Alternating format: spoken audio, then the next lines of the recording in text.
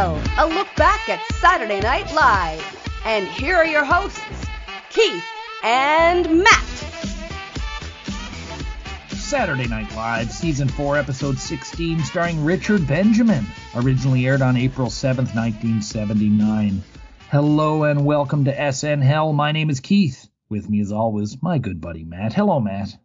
Hello, Keith. Hello, Keith. It feels like it's been a minute. Yeah, and we're recording these quite a bit before most people are hearing it, although we will be catching up. They won't realize it's been a minute. Yeah, no, but that's fine. We can peel back the curtain. That's not a problem. I broke kayfabe. So unfortunately, Chili couldn't be with us for this recording. It was his turn to come up. So Chili and I actually already spoke.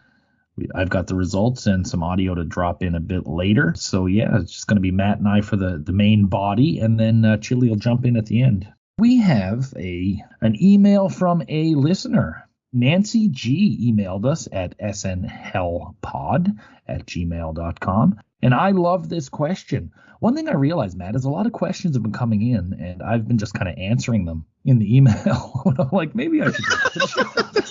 You're just responding to email. Basically, yeah. It is low-key absolutely hilarious that we're getting questions. You're just responding to emails like a fucking administrative assistant. Yeah, well, I did work as a clerk with the Navy for many years, so...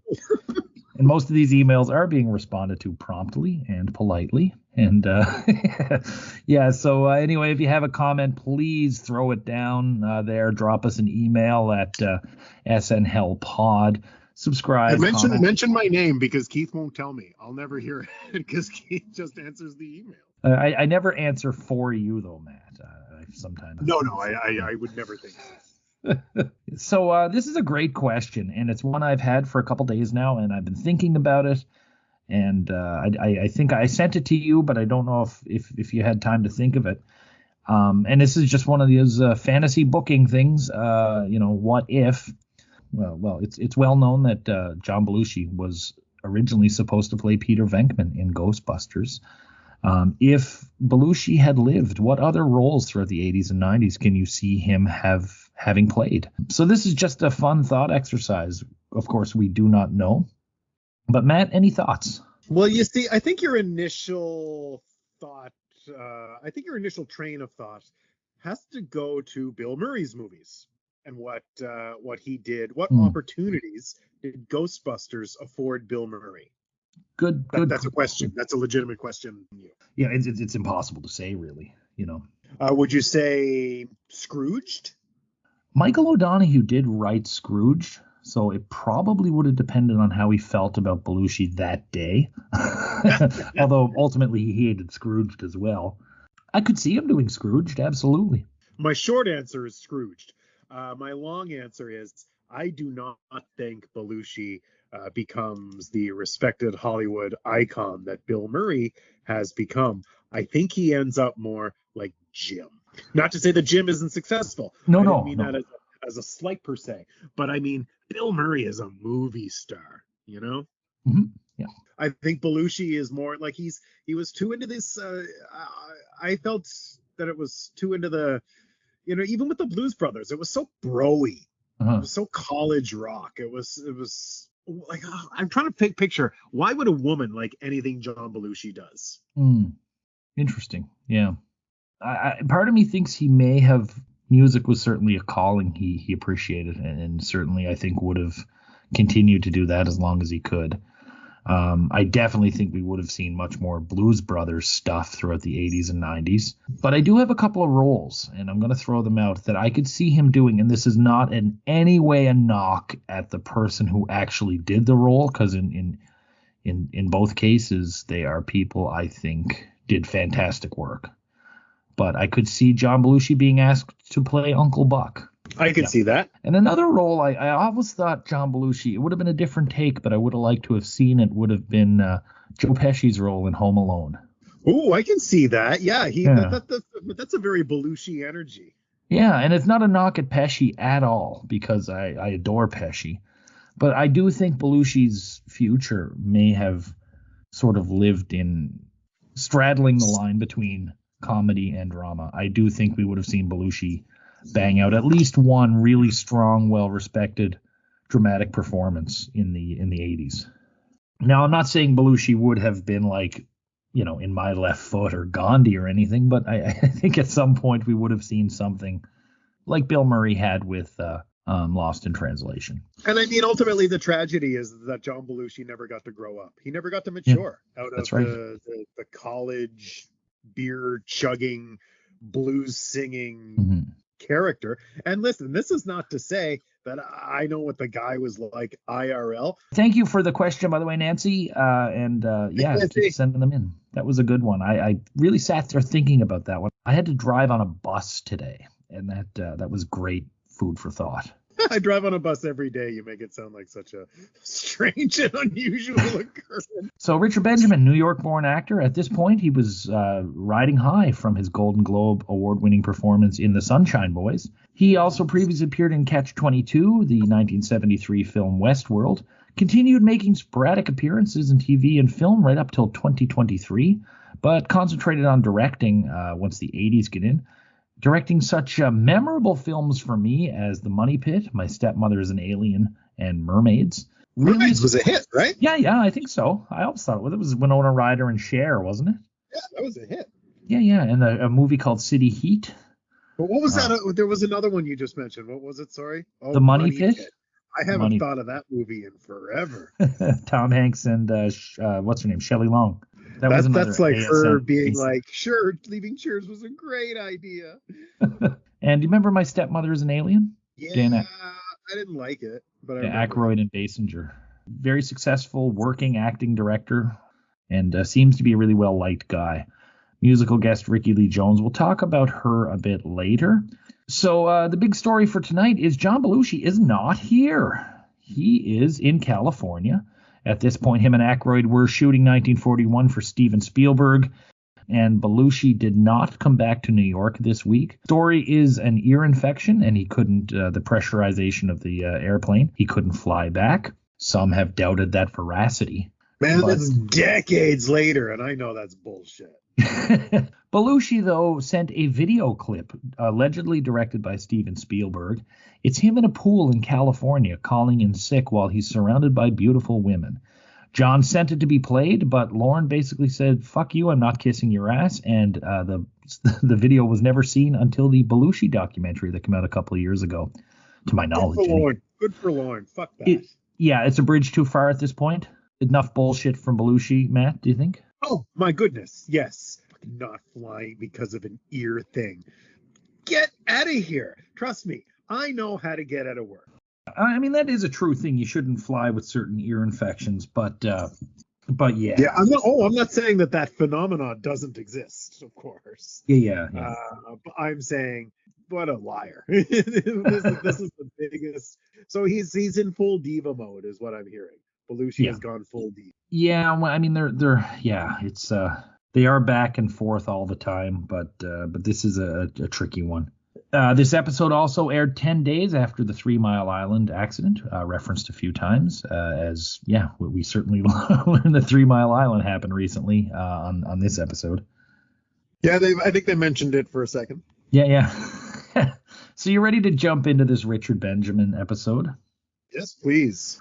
All right, so the cold open. Jane is at the lockers when Dan comes in. John is still in California. Jane asks, what's he doing, 8 to 10 for possession? Jane says she hopes that John didn't catch the ear infection listening to himself sing. Matt, in turn, falls more in love with Jane. With Belushi away, NBC sends in a substitute, complete with a form, saying that the show is allocated 7 people, and because they're one short, they get somebody from the NBC substitute pool. The man opens Belushi's locker, finds a bee costume and the samurai costume. Dan and the guy mimic John's Japanese and his no phrase. The guy does a good job with both. He then compliments the dressing room and asks if there's somewhere he can lay down because he's dead on his feet. He tells Dan that he looks tired as well and asks if Dan is dead on his feet, but Dan says he's not dead on his feet. He's live from New York. As far as the cold open, I thought this was really good. I really enjoyed this gentleman that was playing the substitute. His name is Melvin Goldhar, Canadian actor, a voice actor, who appeared on Lorne Michaels and Hart Pomerantz's Lorne and Hart Terrific Hour. Jane's distaste for John cracked me up, and another bit of Dan being out of character, which he really seems uncomfortable with at this point in his career. As you addressed in your presentation, I love Jane, and I do a little more now. Yep, it's true. That's not acting. Sometimes you can just tell it's real. But yeah, I enjoyed it. Overall, I hated the delivery of Live from New York at Saturday night. You know me though. I'm one of those people who kind of wishes that whatever's going on, I think it's okay to break your character a little there. I like when Live from New York is delivered with a pop. Yeah. I don't like when it's subtle or when it's like blah blah blah blah. No, Live from New York, it's Saturday night, or what woven into it. It needs to end with an exclamation point. At least it does for me. Yeah. This one is just thrown in like the end of a conversation. If you weren't paying attention, you would have missed it. This actor, Melvin Goldhar, his credits are basically Canada's greatest hits from 70s and 80s and 90s. Littlest Hobo, Garbage Pail Kids, Edison Twins, The Cartoon Cops, King of Kensington, Ewoks, among many, many others. Dude, what a resume. He is best known to most of us, well, he's best known to me and Chili anyway, as the voice of Cedric Sneer on the Raccoons. Oh, yes, I love the Raccoons. If I may double back for a quick second, I thought he was really good when he came in to talk to Dan. And I really, the fucking best was, he was like, yeah, sure, they're all different. Like, he was like, I've heard this a million times, dude. How hard is it to be a coked up asshole on television? Oh, no, that was way no, I wasn't going there. That's the joke they're trying to make. Not that I think Belushi is just some coked up asshole on television. But how funny is a substitute actor pool? Mary Tyler Moore wasn't available. This guy, well, different network, but this guy would have been sent there to fill in for her. And yet, when I was thinking about it, like over time, certain shows have had, these other characters come in, like Three's Company when Suzanne Summers left. They had Jenny Lee Harrison in as basically, it was her cousin. The lines were written for her. They didn't change much. Yeah. Let's bring in the cousin till we can cast someone else. So we then go to the intro, and Don Pardo notes that John Belushi is absent, which I got a little bit of a kick out of. I kind of enjoyed that, actually. Yeah, me too. We go to the monologue, and Richard Benjamin comes out to great applause. Now, I'm not knocking Benjamin here at all, because, again, well-regarded performer at kind of the mainstream height of his career, I think. But the audience reactions are getting really insanely louder and louder. And I don't think it's being sweetened in post, but I don't know if it's a bigger audience or they're told be really loud. But these reactions are off the charts. Richard Benjamin is glad to be there. Before leaving L.A., he was worried about how lonely he would be because his wife wasn't coming with him. It turned out that he wasn't lonely at all. He's having the best time of his life. Everyone on the show went to Chinatown together and had some food. Then they went to Little Italy and they had some cannolis, I think, which he calls catalonis, or maybe that's a different dish. And he and a woman he met, got their portraits done. And he sort of starts talking about this woman who was with him. And he says he's now involved with this woman who has made him feel alive in a way that 17 years of marriage never has. He then speaks to his wife over the camera and says when the hurt is gone, his wife and this woman will get along great. He then reveals that the woman in question is Gilda, calls her on stage. Gilda is completely embarrassed, pissed off that he told everyone this, and hits him. And he just talks about how exciting she is. I thought this had great energy, a lot of fun. Definitely some confusion. All of a sudden he starts talking about this she, but you pick up what's going on soon. I love the bits to his wife, especially like when the hurt's gone, you and Gilda will become great friends. It's short and sweet, and I really liked it. And the thought of like telling your wife that you got a side piece on the air is so frigging hilarious to me. You ever just meet somebody and you just don't like them? Really? Yeah. This guy's a little smug wiener. That's my takeaway from this monologue. You are a smug little wiener. There's something about his voice and his smug little stupid face. I hate this man on sight. Oh God, you and I are on. I see. I'm not too familiar with his career, and I mean, I like. I don't know who he is. This is my first introduction to Richard Benjamin, but I know that I think right away that he's a smug little wiener. I liked him right away. I'll tell you one factor. I don't know. This probably won't change anything for you. But Richard Benjamin and his wife, Paula Prentice, recently celebrated their 62nd wedding anniversary just this past October. So, still together. Paul Apprentice must be an interesting person to deal with this. We are now off to the Pepsi Wait, Syndrome. Oh, sorry? May Go ahead. may I, before we go on? Yes. I do want to state publicly, Richard Benjamin could be a very nice man. Yep, okay, I'm not trying to say he's a. I think anybody that's listened to the show for 30 seconds knows that I'm being facetious and that none of this is ever meant to be a personal attack on anybody. He and his wife have had 60 odd wonderful years, and I'm sure, to spend that amount of time with anybody is unfathomable to me. Like I might not, I probably won't even see 62, let alone be with someone for 62 years. And I also truly mean from the heart that he seems like a smug little wiener.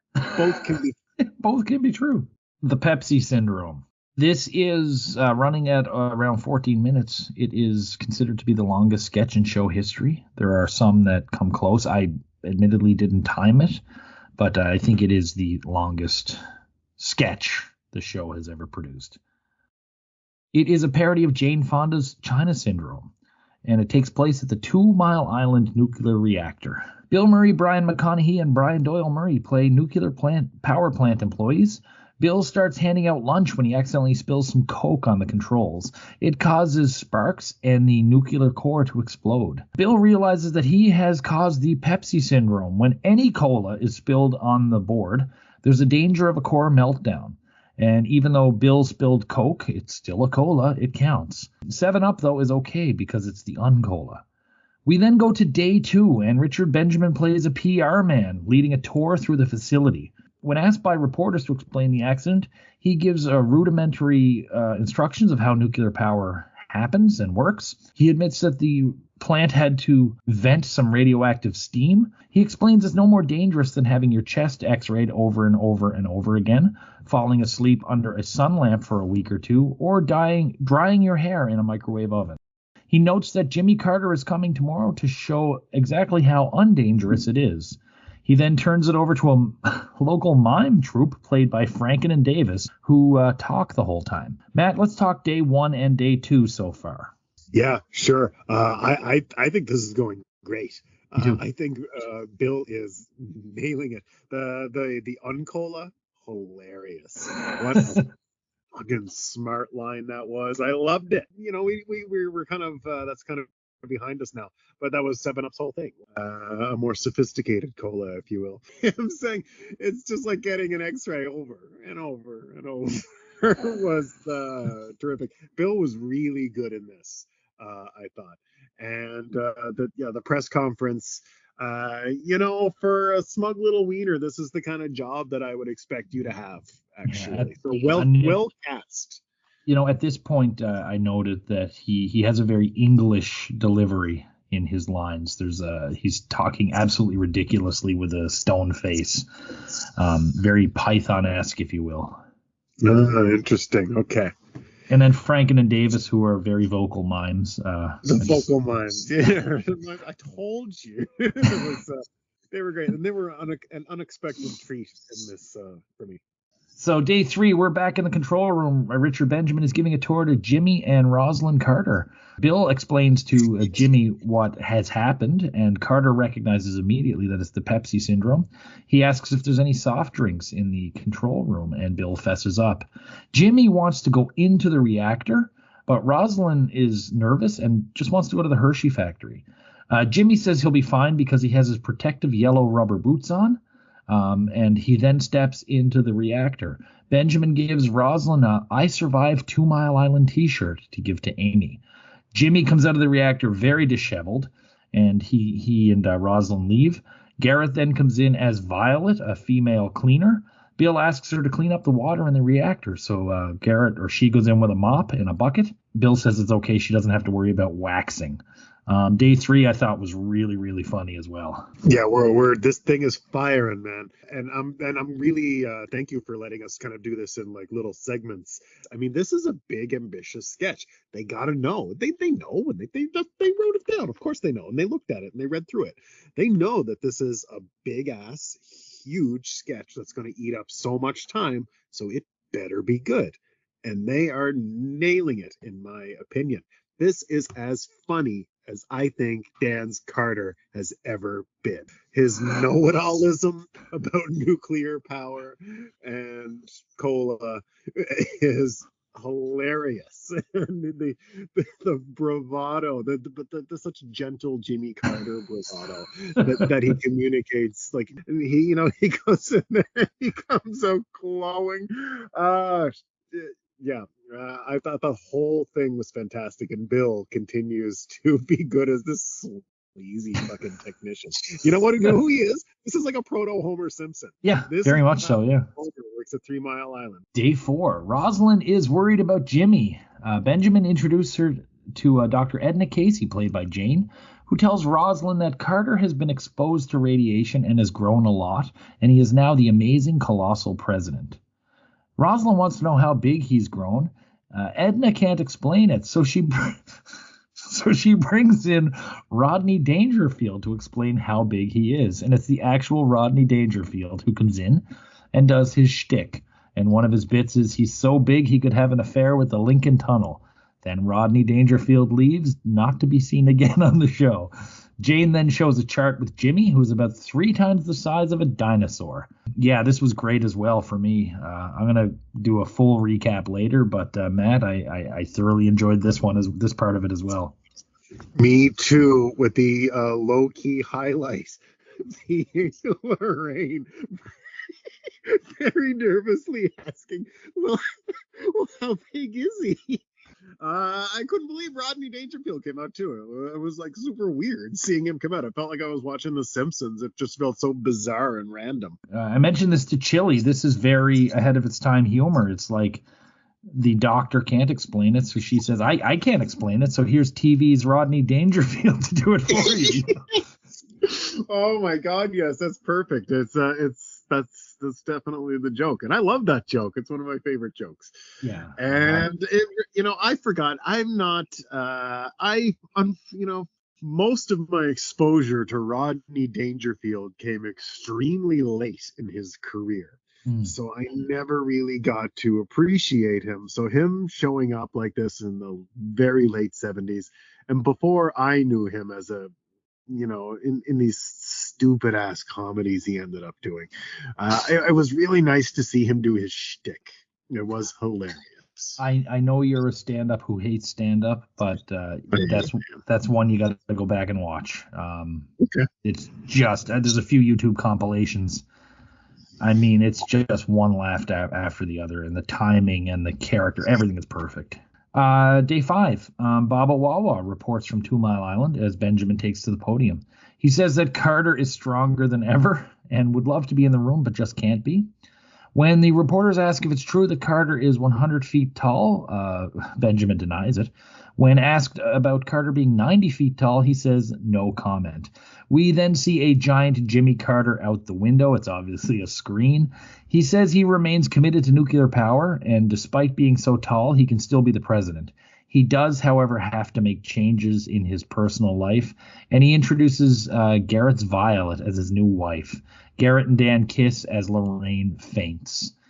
This last bit, Matt, what are you thinking? Worst part, for sure. Gilda Radner's Barbara Walters. Barbara Walters is a boner killer. It is a comedy boner killer. This whole thing has been rocking, and then she comes in and does this, and yeah, I just don't find it funny, and I think it's a terrible impression. I really did like the joke though. Is the president 100 feet tall? Absolutely not. Is he 99? No comment. That was very Simpsons. That felt like a Simpsons moment. Mm-hmm. That was very Simpsons style humor and timing. So for a sketch this long, what are you thinking? Huge success. They pulled it off. Good job, team. I think so too. I thought this was excellently done. The humor went all the way through. This is, if they had used Baba Wawa this way throughout the whole thing, I don't think I'd bother her, so it would bother me so much instead of like hosting her own shows and stuff. Technically, I mean, there were some glitches with the screen in the control room, but technically this was, this was pretty good. The sets were awesome, and using the green screen at the end was really fun. I'd also forgotten about Garrett's character Violet. I think at the time I was just, they just threw Garrett a bone. But in the end, it turned out to be pivotal to the plot. So when he came back out as Jimmy Carter's new wife, I burst out laughing. I really enjoyed this sketch. It's one I've never seen the whole thing of. I've seen parts of it because it's often been edited for obvious reasons. It was fantastic, and everybody was so good in it. Low-key masterpiece of the early seasons. Agreed, yeah. And not easy to do either, so, yeah. No, they really, this took work. They worked on this. Yep. And, so credit to the process, credit to the creators. This must have been a pain in the ass. Do you know who wrote? I guess. Franken, Davis, and Downey. Oh, wicked. Yeah. So we're now off to the Nerds and Milt. This, of course, written by Ann Schuster, by Rosie Schuster and Ann Beats. Benjamin's playing Milt, Todd's brother in the Nerd series. Todd comes in and gives his brother a can of Billy beer. It turns out that Richard Benjamin, of course he does, he collects beer cans. These two guys are very much brothers, very much birds of a feather, tweaking each other's noses and such.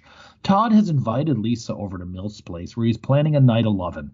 Milt promised Todd his brute in exchange for the can of beer, and they talk about Todd's plans. Lisa then comes in, and she's suffering from some pretty severe allergies. She uses a Kleenex and then tucks it between the couch cushions. Milt is grossed out by this, tries to get her to put them in a Ziploc bag as he bombards her with facts. Milt then takes off, leaving Todd and Lisa alone. Todd dims the lights and puts on some soft music. I think it's Chuck Mangione, and pours her some sparkling rosé. He then starts to put the moves on her, but she's getting a little nervous. He asks her what she's wearing, and it's Vicks Vapo Rub. Todd pours it on pretty thick, and she starts to get giddy. He kind of forces her to drink a couple of glasses. At this point, Bill and Gilda sort of seem like as if they're breaking up. Lisa says she can't marry Todd until she becomes an established concert pianist and a heart surgeon. And he says he'll wait for her and her breasts. And he says he's happy to wait for the three of them. He starts singing Mona Lisa, and they awkwardly kiss. As they do, he slowly moves her around, picks her up and moves her around on the couch to get the couch cushions on the floor so he can pull out the hide-a-bed. As he's struggling, the doorbell rings, and it's Mrs. Loopner who's picking Lisa up early. Mrs. Loopner sees Todd flipping out the bed, and Todd explains that he was just looking for his slide rule. Milt then comes back to tell Todd how to use the bed, but Mrs. Loopner says she suspects some monkey business. With Todd's plans completely foiled, they all leave to go back to the Loopner house. First off, I absolutely loved this set. This is a 70s bachelor pad vibe, 110%. This could have been, if Mad Men went for another 10 years, this is where Don Draper would have lived. Benjamin's Milt wasn't great. It did seem performance-wise to be a bit forced, and Bill was in and out of character the whole time, but neither really hurt the sketch too much for me. They were definitely back with the manic energy, and it worked. I gotta say, Todd trying to pop out the couch while he's still making out with Lisa and her not realizing has definitely been a highlight of the Nerd series for me. I really enjoyed this. Not my favorite Nerds, but I thought this was really well done, and I did laugh audibly quite a bit. Man, I hated this.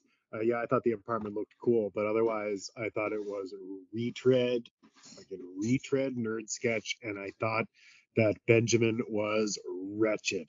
The Mrs. Loopner coming in added nothing. It was the same old shtick with the jokes. Big flat 0 for me. No fun.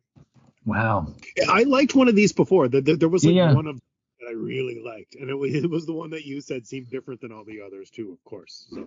I think it was one of the least manic ones. It might have been the one in the Kate Jackson episode. Oh yeah, that sounds right. Yeah. We are to Weekend Update with reports that the company that ran 3 Mile Island might lose its license. A company spokesmutant says he'll be selling glowing cows instead. With nuclear pollution a real threat, the USSR is tearing down the Iron Curtain and replacing it with a lead one. Chico Escuela is returning to baseball, and Bill plays a reporter covering his return at Florida spring training. Bill asks why he's coming back at the age of 41, and Chico says, because baseball's been very, very good to me. Chico, try one more again. Bill then refers to Chico turning down a $50,000 a year job at Update and cashing in his life insurance on the gamble that he could play again. Chico again says that baseball has been very good to him and his wife has been very good to him. Getting out on the field, Chico greets members of the Mets. Bill refers to Chico's scathing book about baseball, and different members of the Mets, Nelson Briles, Steve Henderson, and Ed Kranepool, are all angry with Chico because he's written this book that said some pretty hurtful things. Bill reads excerpts from Chico's book, Bad Stuff About the Mets, and we go back to Weekend Update without knowing yet if Chico's going to be playing with the Mets again. In response to Egyptians turning over Jewish tombstones, some Israelis have turned over some Egyptian tombstones, and we see a picture of some pyramids on their side. We then get a Celebrity Oscar Corner, Bill's annual Oscar picks. He picks Jon Voight to win Best Actor. No picks for supportings, and he picks Coming Home to win Best Picture. So he goes 2 out of 5 of the big awards there. Roseanne responds to Richard Federer's letter about the cost and health concerns relating to beef and red meat. It turns into a thing about fish. She says she's grossed out by fish, mostly the oyster, which she likens to a phlegm ball. Roseanne finishes with a poem about how what you will eat will eventually kill you unless you're hit by a truck. Thought this was a pretty strong Weekend Update, most of it anchored by the Chico video. And this was actually one of my favorite Roseanne-Danas. It was pretty good. Not all of the jokes work for me, but when did they all fucking work? Of course they don't always work. But the Bills segment with Chico at the clubhouse was terrific. And I loved the pop that Chico got, and the name of his book was hilarious. As for Roseanne Dana, I thought it was funny, but I didn't see anything I didn't see before. I always thought that about oysters too, Roseanne Dana. But I gotta say that like a year ago, I had one I really liked, and I don't know if maybe I've turned around. I'm not ordering them at a restaurant in the near future. We're now off to Rickie Lee Jones. Now, this is a genre-spanning musician, singer, songwriter. She was on the rise here, having only recently crossed from the sort of California bar and coffee house scene to the national scene. She was actually due to do so 1 month removed from releasing her debut album, Rickie Lee Jones. And this appearance really helped catapult that. Her track that she sings first tonight, Chuck E's in Love, will garner 4 Grammy nominations. So yeah, Chuck E's in Love was released in April '79, peaked at number 4 on the Billboard Hot 100. This performance is done in sort of an urban backlot with like an oil can fire and stuff. Really loved the set here. Loved the song, loved the performance. Some of the lyrics were hard to make out. I thought she was very talented, engaging, a really energetic performer. Really enjoyed this. Now, Matt, this is the young up-and-coming musician that you've been looking for. Did this work? Yes, it did. I thought this was. I didn't know what to expect, and you know what? I didn't really expect a lot. I don't know why. Very low expectations. So very easy to exceed them, perhaps. But that's not to take anything away from what I saw, which I thought was a lot of fun. Just a good song, good song, and sung by a woman who was way cooler than I thought she was going to be. I didn't think Rickie Lee Jones was going to be cool. I thought it was going to be like a boring, but no, she had something going on. Yeah, absolutely. Couldn't agree more. We're off to a short film called A Bird for All Seasons, and this is by Aviva Slesson, whose name I have butchered in previous episode. Bill plays the head of one of the large television networks, Neil Weiserheim, and he wants to bring back excitement to television. So they're going to do a season of TV on their network featuring only birds. So we get clips of birds dancing to Macho Man and birds playing sports. But we also get these costumed birds reenacting scenes from movies like The Godfather and Frankenstein, Deliverance, Dracula, Lawrence of Arabia, Wonder Woman. And then there's some sitcoms such as The Pizza Boy.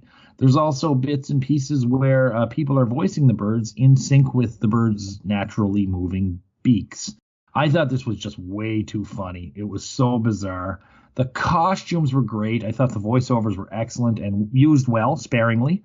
I just thought this was an excellent movie, excellent little short film. I mean, it was goofy as hell, but I got a kick out of this. It's one of the, but not that I think that we've seen a lot of short films lately, but it's certainly one of the better ones we've seen in a while, and one of the better ones I remember. Man, when I saw that bird wearing a costume and Lawrence of Arabia started playing, I cracked up, and then it was on the camel that had the little prop camel for the bird. Come on. Big hit with the birds. The Frankenstein part was awesome. I thought this was super funny, very well done. Must have been a pain in the ass to shoot and pull off, but boy did it pay off. It really paid off. It sure did, yeah. And I mean, I just like the generic bits, like they have, Don Vito Corleone with a Tommy gun. I don't think Brando touches any weapon in that whole movie. Yeah. All right. We're off to the Scottish restaurant. Benjamin and Lorraine have come to a Scottish restaurant. Dan plays the restaurateur. Despite the place being empty, they need a reservation, so they make a reservation for right now. Dan shows them to a seat, tears open a paper bag for them, and that's their tablecloths. Lorraine asks for a real tablecloth, but Dan says he's already wearing it. So they get water in disposable cups that they're not allowed to throw out. There's no menu because the restaurant won't pay for them, so everyone has to read off a blackboard, or Dan will read it for them for 50 cents. He then reads the menu, and they ask about what the haggis is. He explains what haggis is, and they're all grossed out. They then ask for a Scottish salad, and he says it is burrs, reeds, and thistles, so they decide to just go with oatcakes. In this place, customers pay in advance, but you can give them your license and pay at the end. Gilda then comes out as Heather. She is the night's entertainment. She recites a Robbie Burns poem and asks for $2.75 for having done so. Benjamin and Lorraine get into some romantic talk, only to be drowned out by two pipers and Bill Murray waving one of them marching poles until they have to pay them to be quiet. They wind up paying about $63 for two oatcakes. Benjamin, who all the way through was very willing to go along with the Scottish restaurant, finally kind of gives up and gets annoyed. But all this is some reoccurring jokes about Scots being very cheap and Scottish cuisine sucking. I always recommend oatcakes. There were a few laughs here, but this is a terribly weak entry for me. Yeah, the sketch was an absolute drag. The only thing I laughed at is the idea that a bagpipe would even remotely be considered tableside entertainment. Yeah, no kidding, eh? That was funny, paying them to stop. But the rest of it was a mess. We're now off to Little Chocolate Donuts. This is from season 3. Just a memorable Belushi bit, one that he wasn't overly fond of, so I wonder if it was a bit of a dig. But this is a big Belushi moment, and they probably needed a bit of Belushi content in this just to remind people he was still on the show. I do like this sketch, this commercial. It's definitely a classic, but we've already seen it. Have we seen it twice? We've seen it twice already, yeah. We are now off to Coolsville by Ricky Lee Jones. This is also from her upcoming debut album. It's a lot lower key with a bluey, jazzy, almost beatnik vibe compared to the first one. Definitely some performance art in there as well. I thought this was another excellent bit. Less peppier than I thought it was going to be, but my goodness, what a good performance. Yeah, so what I would like to mention about this is that, first of all, I love this lady's attitude, the whole singer-songwriter weirdo thing that she's got going on, and it's very beatnik. It's so cool, so of its time. I just thought it was excellent, and the song was good, her voice is good, and to me, this is what the show should be used for more. Mm-hmm. You've already said it yourself. This is what you've been saying, dude. Was it worth it? Did it pay off? Yeah, I consider this a smashing success for her, for the show, and for Matthew, showing me somebody new that I want to go listen to now more. There can't be a better measure of success, and that's just as good as seeing my favorites on the show. It might be better. Better, yeah. And it's better, and I'll tell you, like, this reminds me more of the Kate Bush, Tony Basil, Leon Redbone, because there's thought put into the staging. There's an element of performance art here. I'll go back to the band, and I mean the band played, I thought, or the Kinks. These bands that have played some really tremendous sets.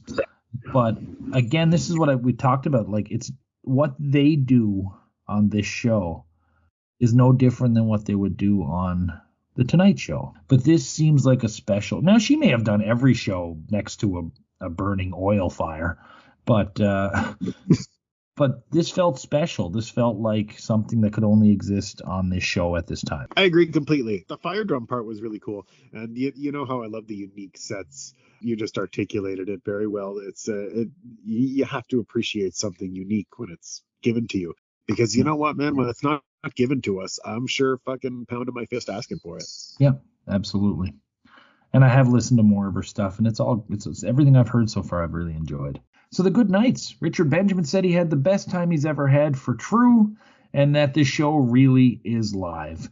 At the good nights, it seems like everybody who was anywhere near the show this week is there. Dangerfield is there. Dan is ready to jump out on his bike. He's even got his freaking helmet on. Just get the hell out of town. And even fake Belushi's there as well. I bought that he had a great time, and everybody seemed pretty jazzed. Man, Dan Aykroyd seems like such a cool dude. Like, what a life he was living, eh? Yeah. Just fucking go do my hit TV show, then hop on the bike and zip down into middle America and be invisible. And so let's rate this baby. The host, Richard Benjamin. I thought he was game. His performance in the Pepsi Syndrome, I thought, was one of the best we've seen yet from a host. I thought it was an excellent monologue. Wasn't too big on Milt, the brother of Todd. He seemed to be awkwardly being awkward, but in another way, it kind of worked. He did his best in that Scottish sketch, but it gave him so little to do. The story of this episode, though, is the top half of the show. I thought he was absolutely excellent in. Something I don't often mention too much is the announcing of the musical guest. But I really believe that maybe he's a tremendous actor, but I really believe Richard Benjamin was excited to see Ricky Lee Jones as we were to have heard it. I really bought his excitement to see her. It's kind of like when Lorraine introduced the Stones. So I thought Richard Benjamin was excellent. I liked him in the Pepsi Syndrome, but that's about it. I did not like him anywhere else. So the music, Ricky Lee Jones, what a great treasure and a great find. If this was a unique episode where I wasn't super familiar with either the host or the musical guest, there's, like I said, there's something about Ricky Lee Jones that's bigger than just her music. Very much into the performance, like I was with Kate Bush and Leon Redbone and some of these performers that really stuck out to me, like Boz Scaggs and stuff. I really thought this wasn't just someone singing a song or dancing to it. Can definitely see the coffee house roots, and as an ex-coffee house goer, I really appreciated that. Performers like this probably were at the time, but certainly go on to be almost a dime a dozen, but ones who could do it as well as she did and to captivate me as much as she did, very few and far between, and I really enjoyed this. First of all, kudos for bringing onto the show not a super big household name, a young up-and-comer, somebody that's doing something interesting, maybe you heard about. Who knows how they ended up with her? Maybe her agent just made a phone call. But as I've already mentioned, the point is, you've presented me with something that I didn't know before, and now I want more of it. And that is 101 with this shit. And she made it a resounding success by being this singer-songwriter weirdo that I think would just be, oh my God, these, I'm not trying to generalize here, but these women are a nightmare to date. Yeah, and she was at that point the paramour of Tom Waits. Oh God. And who just to somebody modern, that when she was doing there was something about her performance itself, not necessarily the style of the music or the songs or anything. But I don't know if you know who St. Vincent is, but yes. St. Vincent has definitely taken some of this. Interesting. Chili saw some Sheryl Crow, which I thought was an interesting. Matthew, what was the worst sketch of the night? Scottish Restaurant was annoying. A waste of time. I mean, wait a minute. Was that my worst favorite? Yeah, but this is a one sketch show, man. Yeah, it was the Scottish Restaurant. What a mess. It wasn't funny. Bagpipes as tableside entertainment is a 5-second joke, but otherwise, what a pain. And that was my least favorite as well. What was your favorite sketch of the night? Of course, it was the Pepsi Syndrome. I think it's one of the best sketches the show has ever done. It was huge. It was ambitious. It was consistently funny. Holy shit, it was long, but I was never bored with it. It was wild, and everybody was really good in it. Yeah, I mean, I agree. I've said it many times. The length of a sketch should not dictate how much people enjoy it. And it does drive me nuts sometimes when, even on this show, folks say something was too long, but that usually means it lost its steam. This one didn't lose its steam. I thought it was excellently done. Quick jumps, kept it fresh, great performances, strong uses of text. Writing was good. And that makes sense. It's a collaboration of three of the apex writers in the show's history, all of whom have their own comic sensibilities, which were merged really well here. The Rodney Dangerfield cameo absolutely took it over the top for me. An ambitious sketch, and they nailed everything, I thought. For the record, Chili liked the Bird movie. Of course he did. He hated Pepsi Syndrome. What? Who was your star of the night, Matt? I'll listen to his comments later. Bill Murray. Bill Murray was my star of the night. I thought, I think this is a one sketch show. And I thought he in the Pepsi Syndrome was absolutely hilarious. And he did good as the baseball dugout reporter as well during Weekend Update. He did the, a format that I just love, the Celebrity Corner with the Oscar talk and thanking himself, doing his nerd character, which, I don't love it, but he does it super well. I thought it was his episode from a cast member's perspective. Absolutely. And I'm glad you said from a cast member's perspective, because the main star for me tonight, and I'm not giving them this, but the true heroes of the night were the set designers. That nuclear reactor, the press room, Milts' bachelor pad, the Scottish restaurant, Ricky Lee Jones's Hooverville encampment.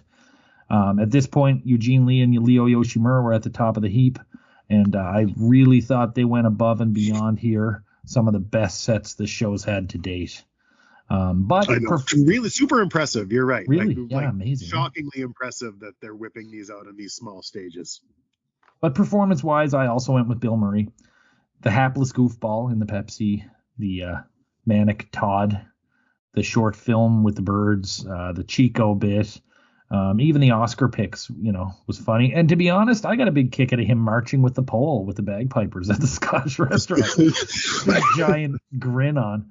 I just thought he was excellent on an evening where a lot of people did really, really well. So overall, frankly, I didn't expect much here. Benjamin is a name I know, but not one that really had any reason to believe, or even the lore said would be a good host. I knew even less about Ricky Lee Jones. That has already changed. I knew the Pepsi Syndrome was here, and I knew it was a long one, and not having seen the whole thing, I didn't know what to expect. I was worried. Belushi was also missing, and while I'm not always a big fan, I recognize that he's usually, and especially noticed it more lately, a burst of energy that can bring up the pacing when something is weak. This episode, though, very quickly settled those concerns, and I thought it was an excellent episode. Little bit of issues here and there, but few of anything really dragged it down. Structurally, it was strange to have the music so close together. But that's because Pepsi Syndrome was so long. I mean, Weekend Update was still going strong at the 45-minute mark. The Scottish sketch was not particularly great, but, I mean, it was sort of stuck anchoring the second half. And, on another show, it probably might have stood out being a little bit better. All said and done, though, I really, really liked this one.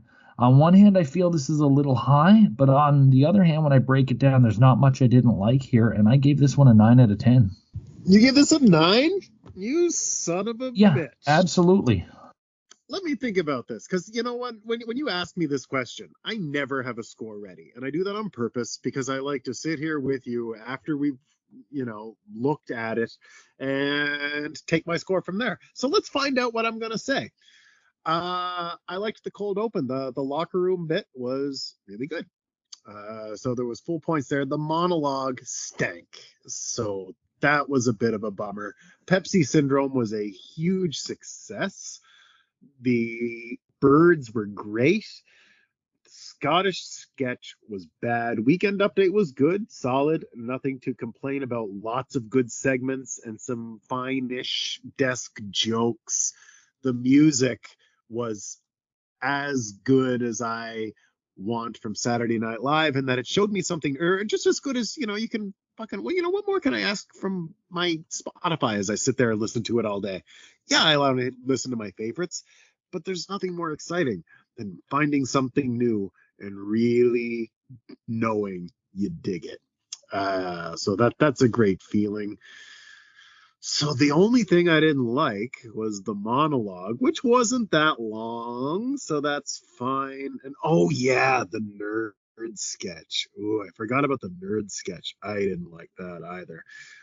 So with that, and the bagpipes and the bad monologue, you know what? Oh, fuck. The show succeeded despite my distaste for that man's face. I'm giving it an 8. So we're going to jump over to a quick chat I had with Chili to get his scores, and then I'll be back for Matt's reaction. Take it away, slightly younger me. All right, so here I am. I'm back in the past with Chili. Matt and I are actually going to record tomorrow night, so what you've already heard hasn't happened yet. How you doing tonight, Chili?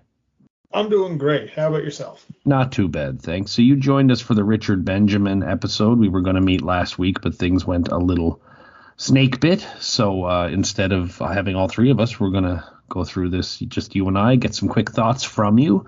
And then we're going to, we'll tally up the things, and we'll tally up the scores, and then you'll have to listen like everyone else to find out how well the Richard Benjamin episode did. Absolutely. We have no John Belushi tonight. Belushi was a star, and SNL could always be a little bit nice when it comes to letting people go off and do movies and all that, especially so early, because, at this point, they'd only really had Chevy leave for anything substantial. Belushi also has a lot of other things associated with him that might make it just a little bit trickier to hang on to him. What did you think of this cold open, Chill? I found the Belushi impressions were decent. Yeah. But, not much of a cold open to really speak of. But I guess it accomplished the goal of pointing out that Belushi wouldn't be there in a somewhat comical way. The monologue. What did you think of this? I like this for somebody that I completely went in blind with. I thought it was good. Him and Gilda were funny at the end. At first, I was a little confused about if it was something where she had no idea what he was talking about, or she was just mad that he was telling everybody. But it worked well. Gilda did a good job here, and he had a good energy. I don't know what he's from, so he came out and did a good job and moved along. Absolutely. And the happy ending to the story is Richard Benjamin and Paula Prentice still married today, recently celebrating their 62nd wedding anniversary. Good for them. Well, she obviously lets him play around, so he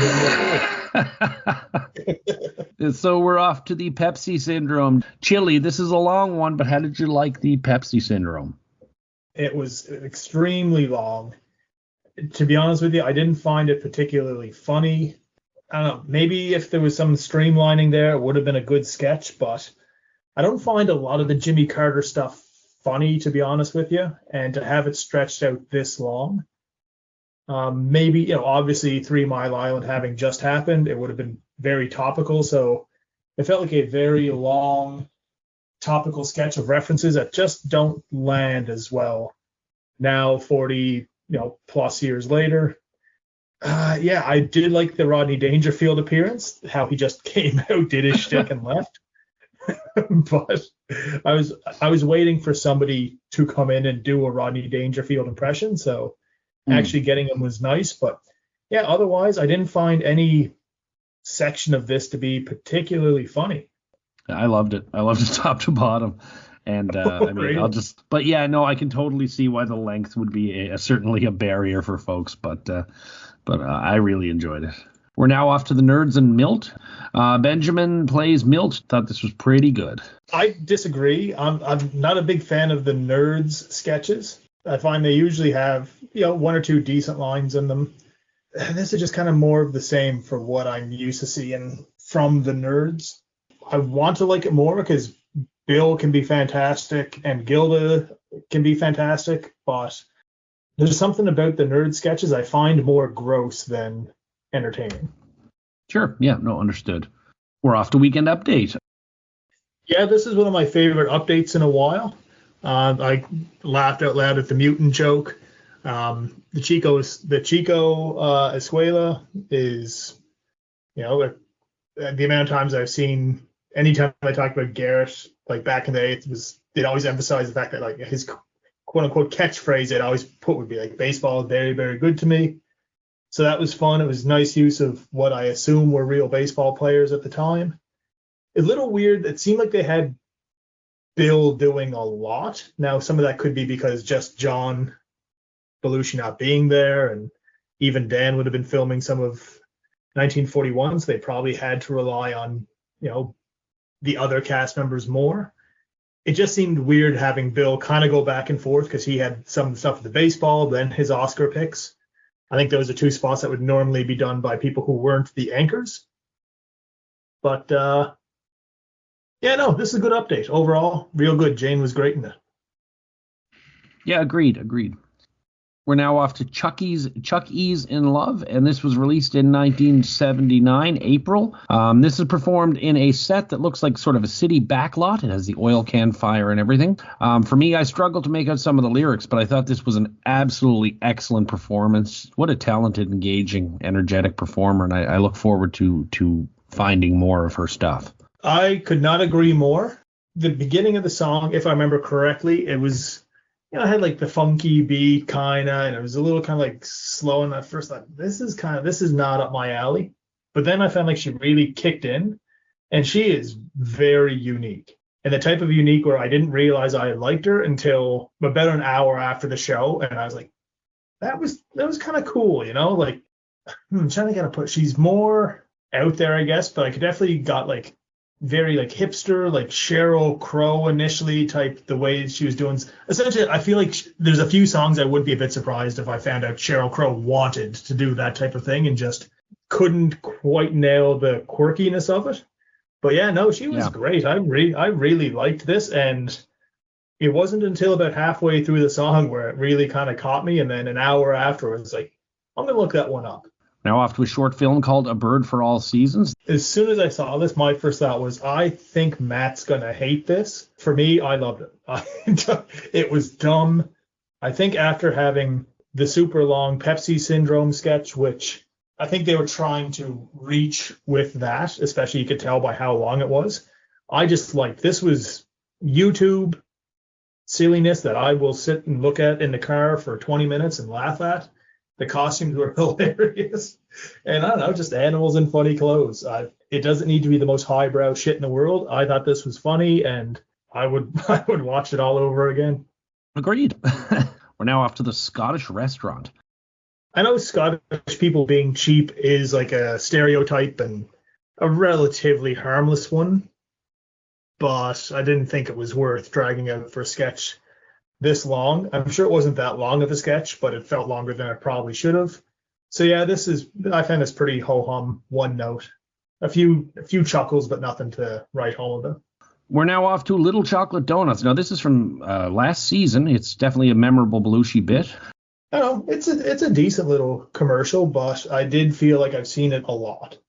We now go to Coolsville. This is also Ricky Lee Jones from her debut album. I think I may have actually preferred this one. Like I said, quirky, unique. I feel like this is something that she does, and it just felt very natural. Whereas I feel a lot of musicians would try copying and try being like this, but if it's not part of their, as cliche as it may sound, part of their soul or part of like how they are, it doesn't come off as well. But yeah, I didn't mind her beat bopping and scatting, and I was losing it. This is great. Yeah, I liked it. So let's rate this show then. Rating the host. I thought Richard Benjamin was excellent. To be honest with you, and this is actually a pretty good compliment, is it would have been hard for me to tell if he was a regular cast member. If I didn't know who the cast was, and I was just tuning in, I would just think, oh, they added a new cast member. And that's a pretty good compliment for a host. He seemed very, very comfortable. For a guy I, to this day, still don't know what he's famous for. I have no issues whatsoever with the job he did. So the music. Yeah, she was great. Highlight of the show for me was this. If there's any drawback with the music, it's not even so much the music itself. I found there wasn't much of a gap, maybe because of the really long first sketch. I've already looked up a few of her other things, and she has been played in my car a few times since then. Nice. So what was your worst sketch of the night, Chili? It was a close one. Pepsi Syndrome almost made it because of its length, but I found more to enjoy in there than the Scottish restaurant. Certainly not the worst thing we've ever given worst sketch to, but that's what my vote goes towards. Yeah, not many options tonight. I mean, across the board, really. What was the favorite? What was your best sketch of the night? My best sketch of the night was Bird for All Seasons. It was just dumb. Yeah, the birds in the costume. I don't know, the birds in the costumes. Some of the costumes were fantastic, and it was just dumb. Maybe it's just the refresher I needed after in a show that didn't have a whole lot of highlights, but also didn't have a whole lot of lowlights. Who was your star of the night? Star of the night, I don't think anyone should be too surprised, but Ricky Lee Jones. I love getting introduced to new music, especially stuff that doesn't usually fall into my wheelhouse. She is getting my pick. Excellent. Okay, overall. Yeah, there was no big guffaws, no big belly laughs, but nothing where I felt like turning it off. So I can't really give it more than a 5 out of 10 because that's right in the middle. And that's kind of how, if I could give it 5.5, I'd probably do that. Well, you can. Oh, in that case, 5.5 out of 10. 5.5. Still your lowest rated show of the season. So, Chili, you're going to be joining us next week for a very famous episode. I look forward to it. Well, Chili, thanks so much for checking in. I know things went a little haywire last when we were supposed to record this, but I'm glad we could get your thoughts in this late of it. And we'll see you next week for Milton Berle. Absolutely, no problem. And we're back. Thank you, Chili. Chili. You haven't heard this yet. Chili gave this show a 5.5. He didn't like the Pepsi Syndrome, you said, yeah? He didn't like the Pepsi Syndrome. He didn't like much, to be honest with you. It's a one-sketch show. It's a one-sketch show with an awesome musical guest, because I think otherwise you're not going to remember much. You know what's so weird about this episode is I don't even disagree with what, because if you didn't like the Pepsi Syndrome, then this show was probably not for you. Sure. So I guess I get it. So we got a sweep for worst sketch on the Scottish restaurant. I think that's kind of a no-brainer. There's not much surprise there. So yeah, with my 9, your 8, and Chili's 5.5, this one gets a 7.5. The folks over at the IMDb were not far away at all. They gave it a 7.4. They ranked it 6th of the year, so I think they like it slightly less than we do because it's ranking fairly highly for us. Yeah, that's a good score over here. Richard Benjamin will be back again in season 5 with his wife, Paula Prentice. He's not allowed to leave her behind anymore and go to New York, I don't think. Goody. Matt, do you know who's hosting next week? I think I did, but I don't remember. Do tell. Well, I'm going to start with the musical guest. The musical guest is Ornette Coleman. Are you familiar with them? I don't know who that is. I don't like the sound of it. Host, it's one of those episodes, Milton Berle. Oh, God. Milton. I don't like Milton Berle. So, and a lot of the folks at the show didn't like Milton Berle. He's like an old Hollywood scumbag piece of shit type. That's my perception of Milton Berle. Yeah, well, he was known for a couple of things. He is a television legend, however, having been one of the first big television stars. But the true story is what happens while he's there. So I think this is going to be an interesting episode to watch because from the moment he arrived to the moment he left, there was strife. Well, I am certainly interested to hear that. Who will be joining us? Chili is currently scheduled and hopefully will still be. So, Matthew, thank you again for joining me tonight. This was a lovely episode to go through. I didn't know how it was going to land for you, but again, it was like, what's Matt going to think of the Pepsi Syndrome? I'm in. I'm in too. Yeah, that's awesome. So we'll be back in about a week. But until then, we'll be having affairs with the Lincoln Tunnel here in SNHell.